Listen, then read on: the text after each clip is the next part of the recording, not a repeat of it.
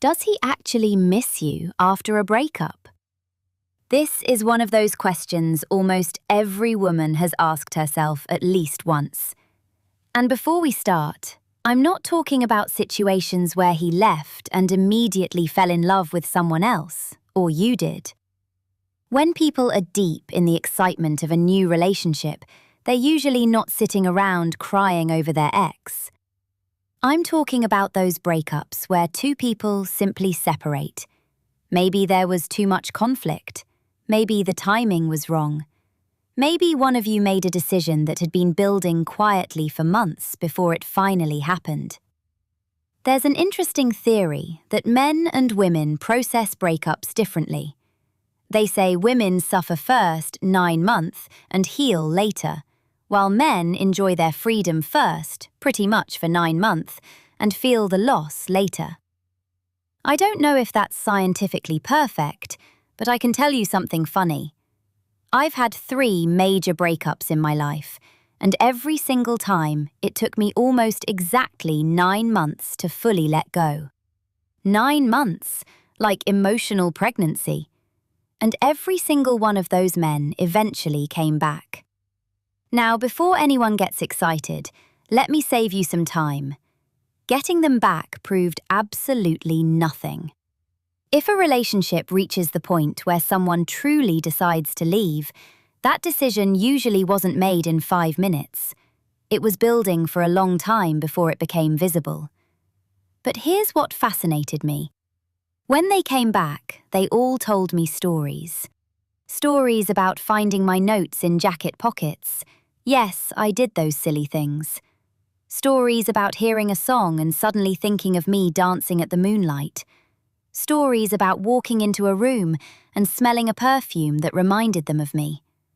Stories about watching football with friends and randomly remembering something I had said months earlier, or my tasty Super Bowl parties.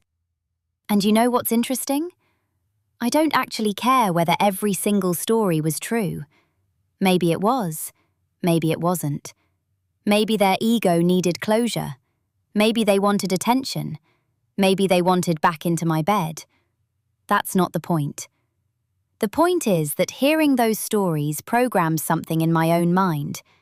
They became evidence that I had left a mark, that I am unforgettable, that I had created an emotional experience worth remembering. Later, when relationships ended, I didn't sit around wondering if he'll miss me. I know he will. Not because I'm arrogant, not because I'm special, but because after enough life experience, I learned something incredibly important. Human beings don't measure life in hours. We measure life in memories. Your brain is not keeping score of how many Tuesdays you spent together. Your brain remembers emotional experiences. It remembers the unexpected road trip, the conversation that lasted until sunrise, the dinner that turned into laughter so intense your stomach hurt, the night when both of you stopped performing, stopped pretending, and became completely yourselves. Those are the moments that stay.